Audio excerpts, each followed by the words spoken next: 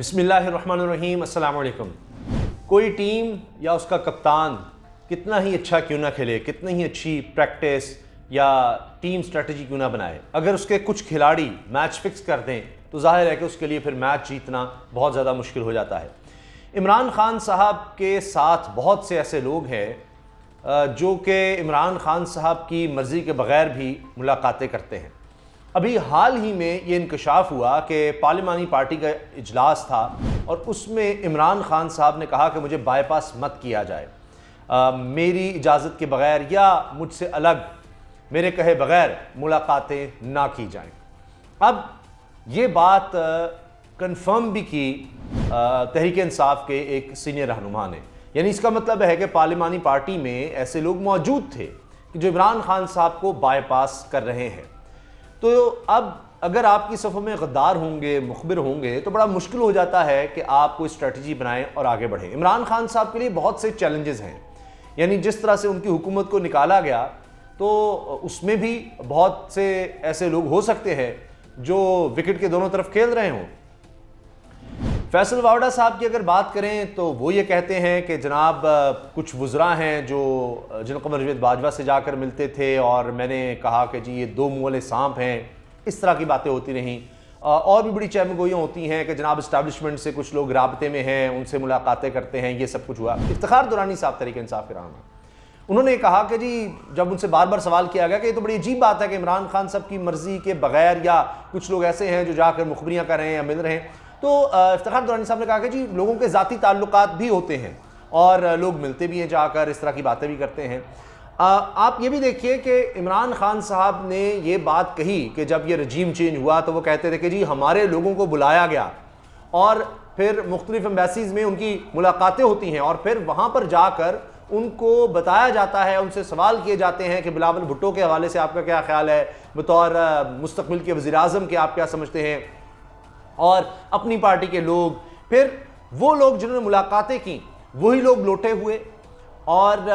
जिन्होंने आकर इमरान खान साहब को बता दिया कि सब कुछ हो रहा है, तो तभी इमरान खान साहब को पता था कि ये सारा कुछ होने जा रहा है। इसी तरह से इत्तेहादियों से, जो उस वक्त के इत्तेहादी थे और आज मौजूदा हुकूमत के इत्तेहादी हैं, उनसे भी मुलाकातें होती रहीं। तो ये हर वक्त हो रहा होता है, हर वक्त कोशिशें हो रही होती हैं। इमरान खान साहब तो अब भी कह रहे हैं कि धमकी आमेज़ कॉल्स आती हैं और जो तुम्हें धमकाए तुम उसको धमकाओ, ये होते कौन है इस तरह से धमकी देने वाले। तो ये सिलसिला ऐसे लगता है कि चल रहा है, लेकिन इमरान खान साहब को पता लग गया है कि कौन गद्दारी कर रहा है, कौन मुखबरियां कर रहा है। तभी तो पार्लिमानी पार्टी का इजलास बुलाया गया और उसमें यह बात की गई। तो अब जो इमरान खान साहब के करीब लोग हैं वो ये बात करते हैं कि अब इमरान खान साहब अपनी जो भी प्लानिंग होती है, दीगर जो उनकी सोच होती है या अगला कदम होता है, उसके हवाले से सब कुछ नहीं बताते। और शेख रशीद साहब बारहा इस चीज़ का इजहार कर चुके हैं कि इमरान खान अब अपने पत्ते सीने से लगा कर रखते हैं, आखिरी वक्त तक नहीं पता होता कि वो क्या फैसला करेंगे, किस तरफ जाएंगे। अभी आपने देखा कि इमरान खान साहब के हवाले से जो इस्लामाबाद हाई कोर्ट में उनकी पेशी थी, उसमें भी देखें कि खबरें तो आ रही थी कि जनाब को पैच अप, ये भी था कि शायद कोई फ़र्द जुर्मायत हो जाए, लेकिन इमरान खान साहब ने आखिरी वक्त पर जाकर जो मुआफ़ी के हवाले से बात की, उससे सारा माहौल बदल गया। अब हफ्ते के दिन तहरीक का आगाज़ करने का ऐलान कर चुके हैं इमरान खान साहब ने, जो वकला से खिताब किया उसमें। अब वो किस तरह से करेंगे, क्या होगा, इस्लामाबाद की तरफ कब जाएंगे, अभी तक यानी तमाम डिटेल्स वो नहीं बता रहे। इसीलिए शायद कि जी वो जो मुखबिर हैं वो जाकर दूसरी ताकतों को, इदारों को जो बता देते हैं तो ये लोग उससे फ़ायदा ना उठाएं। एक वक्त था कि कैंप्स बने हुए थे, जहांगीर तरीन साहब और शाह कुरैशी आप कहा जाता था जी आपस में एक दूसरे के सामने हैं, इस तरह की बातें होती थी। अब जहांगीर तरीन साहब तो अलग हो गए, लेकिन शाह कुरैशी साहब से भी इस तरह के सवाल हुए, नहीं शुक्र शुबात हो जाते हैं। शाह कुरैशी साहब ने साफ कहा कि मैं मिलता रहा हूँ, लेकिन इमरान खान साहब ने जब कह दिया तो फिर मुलाकातें रुक गईं और इमरान खान के इल्म लाए बगैर मैं नहीं मिलता, इस तरह की बात उन्होंने की है। शेख रशीद साहब के हवाले से भी हम बात करेंगे क्योंकि एक मामला उनका भी सामने आ गया है। उनको धमकी आमेज़ फ़ोन कॉल गई और कत्ल की धमकियों तक की बात है और ये भी कहा जा रहा है कि लाल हवेली में ये कॉल गई और इस हवाले से शेख रशीद साहब ने थाने में दरख्वास्त भी दे दी है और सबको बता भी दिया है, आगाह भी कर दिया है। तो अब लग रहा है कि ये मामला इस कदर संगीन होते चले जा रहे हैं कि अब इस तरह के लीडर्स को कत्ल की धमकियों तक और बात आगे बढ़ती चली जा रही है,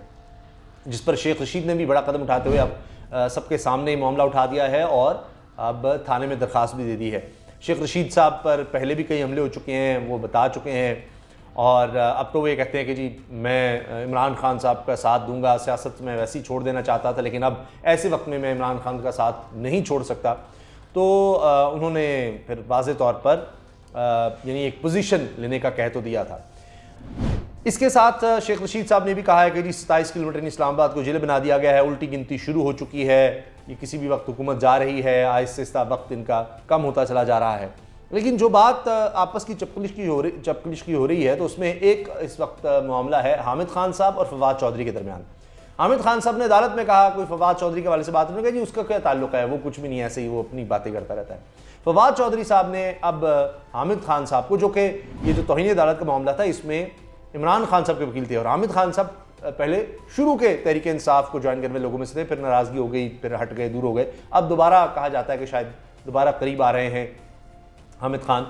बड़े मशहूर वकील हैं। फवाद चौधरी साहब उनको डमी करार दे रहे हैं कि जी उनका क्या है, वो सही तरह केस नहीं लड़ रहे इमरान खान का, ये वो सारी ये बातें कर रहे हैं। तो यानी ग्रुपिंग है, हर जमात में होती है, लेकिन इमरान खान साहब के लिए एक चैलेंज बनता चला जा रहा है, क्योंकि एक तो मुखालिफिन हैं, उधर से दबाव है, मुख्तलिफ केसेस हैं, और अंदर जो है वो भी ऐसे लग रहा है कि ग्रुप्स हैं जिनको इमरान खान साहब को मैनेज करना पड़ रहा है। लेकिन उससे बड़ा चैलेंज ये मुखबर और गद्दार जिनको कहा जा रहा है ये हैं। तो कुछ तो इमरान खान साहब पर वाजे हो गए और इमरान खान कहते हैं कि बड़ा अच्छा हुआ ताकि मेरी जमात इन लोगों से साफ हो गई है जो लोटे थे, जिनका कोई मुस्तकबिल नहीं है। तो वो मीर जाफ़र मीर सादिक की बार बार बात करते हैं कि अब अंदर के लोग जब तक नहीं मिलते तो तब तक ये साजिशें कामयाब नहीं होती। तो कम से कम कुछ लोगों का उनको पता लग गया, कुछ अब भी हैं जो विकेट के दोनों तरफ खेल रहे हैं जिनका इमरान खान साहब को पता लग गया है। तो जाहिर है कि अब ना तो उनको इमरान खान साहब उस तरह लूप में कहें या फैसलों में उस तरह से लेंगे और किसी पर भी उस तरह एतबार नहीं कर रहे, और यानी सब बातें किसी को भी नहीं बता रहे, क्योंकि वो वाजे कर चुके हैं कि कोई पार्टी लीडर मुझे बाईपास करने की कोशिश ना करे। तो फैसल वाडा कहते हैं जी और भी बहुत से लोग हैं जो मामला ख़राब करके खुद वज़ीर आज़म बनना चाहते हैं, इस तरह की बातें हो रही हैं। अच्छा, एक ये जो गद्दार और मुखबिर की बात होती है तो एक ताज़ा खबर नज़र से गुजरी जो पाकिस्तान के साथ पता नहीं मुखबरियाँ या गद्दारियाँ कर रहे हैं, क्योंकि नादरा के चेयरमैन ने ये बात यानी असेंबली फ्लोर, यानी इसको हम कह सकते हैं पार्लियामेंट की कमेटी के सामने बात कही है, और ये PAC का इजलास था जिसमें चेयरमैन नादरा ने इंकशाफ किया है कि हसास मालूमात रखने वाले 500 से ज़ायद लोग पाकिस्तान में काम करने के बाद पाकिस्तानी शहरियत छोड़ गए। यानी 500 ऐसे लोग जिनके पास हसास मालूमात थी पाकिस्तान के बारे में, पाकिस्तानियों के बारे में। अब नादरा के चेयरमैन तारिक मलिक ने इंकशाफ किया है PAC के सामने कि ऐसे 500 से ज़्यादा लोग हैं जो छोड़ ही गए हैं, मुल्क छोड़ गए हैं, शहरियत छोड़ गए हैं और उनके पास हसास मालूमात थी। तो ऐसे लोगों पर तो ध्यान रखना चाहिए और आइंदा के लिए कोई लाहेमल बनाना चाहिए कि ऐसे लोग बाहर ना जा सके। तो ये तो मुल्की मुखबरी, मुल्की गद्दारी कर सकते हैं ऐसे लोग जिनके पास हसास मालूमात हो, मुल्क छोड़कर चले गए और वो मालूमात पता नहीं किस किस से शेयर करें। तो ये आप ये कह लें कि हमेशा से हो रहा है, चाहे मुल्क है, जमात है, इदारा है, तो कहीं ना कहीं कोई मुखबिर, कहीं ना कहीं गद्दार बैठा होता है जो मामला को ख़राब कर रहा होता है। तो ऐसे लोगों पर नज़र रखना बहुत ज़्यादा ज़रूरी है। अब इमरान खान साहब ने तो इनको भांप लिया है और अब देखते हैं कि वो आइंदा के लाहेमल में किस तरह से चीज़ों को लेकर चलते हैं और किस तरह यानी अपनी स्ट्रेटजी आगे लेकर चलते हैं, ख़ासतौर पर लॉन्ग मार्च की, जिसके हवाले से राना सनाउल्लाह कह रहे हैं जी हम जदीद तरीक़ों का इस्तेमाल करेंगे रबर की गोलियों के लिए और आंसू गैस के शेल फेंकने के लिए। अब देखिए आपके उस तरफ क्या तैयारी है और इधर इमरान खान साहब क्या तैयारी करते हैं कि जनाब जो उनकी स्ट्रेटजी है, जो उनकी सोच है, कौन क्या करेगा, वो अब उनके मुखालिफिन तक ना पहुंच सके। इजाज़त दीजिए, अल्लाह हाफ़िज़।